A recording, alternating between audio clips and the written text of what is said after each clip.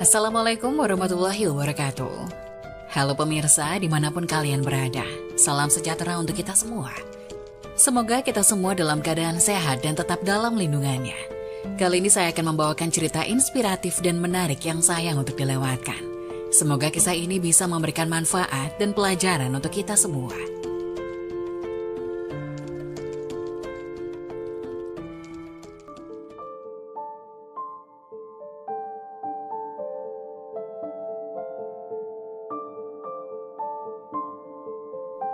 Wajib tahu, inilah ciri-ciri sholat bersama setan. Ternyata banyak yang tak menyadari hal ini. Bagaimana ciri-ciri sholat bersama setan? Simak penjelasannya berikut ini. Seperti diketahui, setan akan terus menggoda manusia supaya sholatnya tak sempurna, hingga membujuk manusia agar ringan meninggalkan sholat.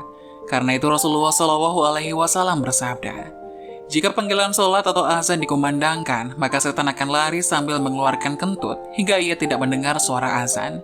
Apabila panggilan azan telah selesai, maka setan akan kembali.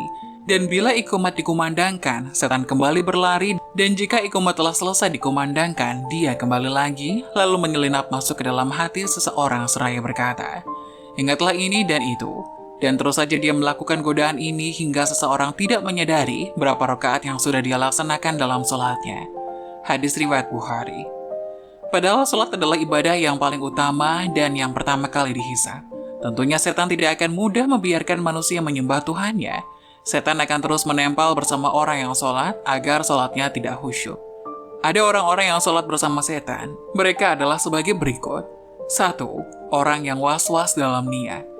Setan membuat hatinya was-wasan dan tidak yakin niatnya telah sempurna, mengulang takbir berkali-kali, hingga imam ruku bahkan sujud, ia masih saja dipermainkan setan dalam niat dan takbirnya. 2. Orang yang ingat ini dan itu. Saat tengah sholat, setan akan mendatangi manusia untuk mengingatkan berbagai urusan, hingga sholat seseorang menjadi tidak khusyuk. Dikisahkan suatu hari, Imam Hanafi didatangi seseorang yang kehilangan barang.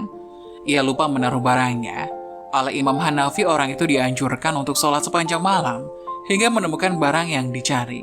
Namun baru setengah malam menjalankan sholat, setan membuatnya ingat lokasi barang tersebut.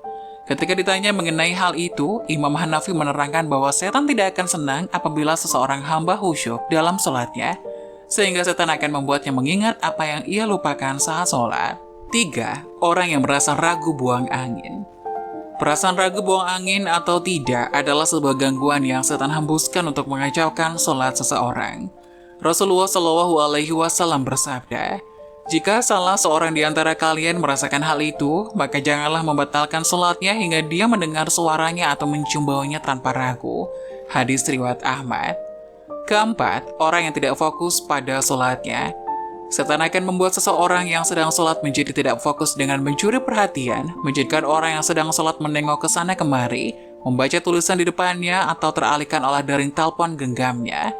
Dalam sebuah hadis yang diriwayatkan oleh Aisyah radhiyallahu anha, ia berkata, "Saya bertanya kepada Rasulullah tentang hukum menengok ketika sholat. Rasulullah SAW menjawab, itu adalah curian setan atas sholat seorang hamba." Hadis riwayat Bukhari. 5. Orang yang sholatnya tergesa-gesa.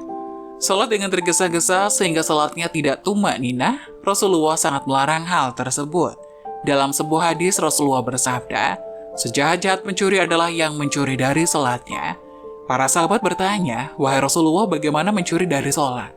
Rasulullah menjawab, dia tidak sempurnakan ruku dan sujudnya. Hadis riwayat Ahmad. Dalam hal ini, Rasulullah menganggap perbuatan mencuri dalam sholat lebih buruk daripada mencuri harta. 6. Wanita yang sholat ke masjid menggunakan wangi-wangian. Menggunakan wangi-wangian saat ke masjid adalah salah satu perbuatan yang Rasulullah larang. Rasulullah bersabda yang artinya, jika salah satu dari kalian hendak ke masjid, maka janganlah sekali-kali menyentuh wewangian. Hadis riwayat Muslim. Berikut cara agar sholat khusyuk dan fokus ketika menghadap Allah Subhanahu wa Ta'ala. Sholat merupakan salah satu ibadah yang paling sering dilakukan oleh umat Muslim. Sholat fardu yang wajib ditunaikan dalam satu hari ada 5 waktu, yakni subuh, zuhur, asar, maghrib, dan isya. Dalam mengerjakan sholat, seseorang dituntut harus fokus pada bacaan dan gerakan atau dengan kata lain khusyuk. Fokus yang dimaksud artinya segala pikiran, jiwa, dan raga dipusatkan hanya untuk beribadah kepada Allah Subhanahu wa Ta'ala. Sehingga saat sholat, pikiran menjadi terarah dan tidak melenceng ke hal lainnya. Khusyuk dalam melaksanakan sholat merupakan salah satu keberuntungan yang didapatkan seorang muslim, sebagaimana yang dijelaskan di dalam firman Allah Subhanahu wa Ta'ala berikut, yang artinya, sungguh beruntung orang-orang yang beriman, yaitu orang-orang yang khusyuk dalam sholatnya. Quran Surat Al-Mu'minun ayat 1 dan 2. Khusyuk bertujuan untuk mendapatkan ketenangan hati, menundukkan pandangan mata, serta merendahkan diri di hadapan Sang Pencipta. Berikut ini beberapa cara agar sholat khusyuk yang dapat dilakukan. Berikut 6 cara agar sholat khusyuk. 1. Menyiapkan diri sebelum sholat. Persiapan itu dapat dilakukan dengan menyempurnakan wudhu, mengenakan pakaian yang baik dan bersih, bersegera menuju masjid dengan tetap tenang dan tawadu, dan menanti saatnya sholat ditegakkan dengan berzikir atau membaca Al-Quran. Jangan mengerjakan sholat dengan terburu-buru. 2. Bersikap tenang dalam sholat. Para ulama biasa menyebutnya dengan istilah tumakninah. Lebih jelasnya adalah dengan menyempurnakan kembali posisi anggota tubuh dalam setiap gerakan sholat. Saat bertakbir, maka angkatlah tangan dengan tenang, lalu letakkan kembali pada posisinya secara sempurna. Begitupun dengan gerakan-gerakan lain dalam sholat. 3. Sholatlah sembari mengingat kematian. Cara ini dianggap cukup ampuh agar sholat menjadi lebih khusyuk. Dengan melepaskan semua ikatan-ikatan dunia serta menghadirkan kematian akan membuat seseorang berusaha memperbaiki sholatnya menjadi lebih baik. 4. Sedikit-sedikit berusaha memahami apa yang Anda baca dalam sholat. Tanpa memahami maknanya, tidak sedikit umat muslim yang tersentuh bahkan menangis ketika membaca dan mendengar lantunan ayat suci. Tapi akan jauh berbeda rasanya dan kedalamannya bila memahami setiap makna yang terkandung di dalamnya. Oleh karena itu berusahalah untuk memahami sedikit demi sedikit arti dan makna bacaan dalam sholat agar mendapatkan kehusyukan. 5. Bertobat kepada Allah. Sholat adalah momen di mana seorang hamba berkomunikasi dengan Sang Pencipta. Manfaatkan momen ini untuk bertobat atas perbuatan-perbuatan yang menyimpang dari syariat. Dengan begitu sholat seseorang akan lebih khusyuk. 6. Sholat di awal waktu. Menunaikan sholat secara berjamaah di awal waktu akan sangat berimbas pada tingkat kehusyukan seseorang dalam sholat. Sebab waktu sholat masih panjang, sehingga hati akan merasakan ketenangan dalam mengerjakannya. Berbeda halnya jika sholat dikerjakan di akhir waktu, sholatnya bisa jadi akan tergesa-gesa.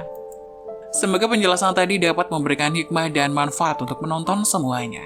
Jangan lupa like, subscribe channel ini agar tidak ketinggalan video-video bermanfaat selanjutnya.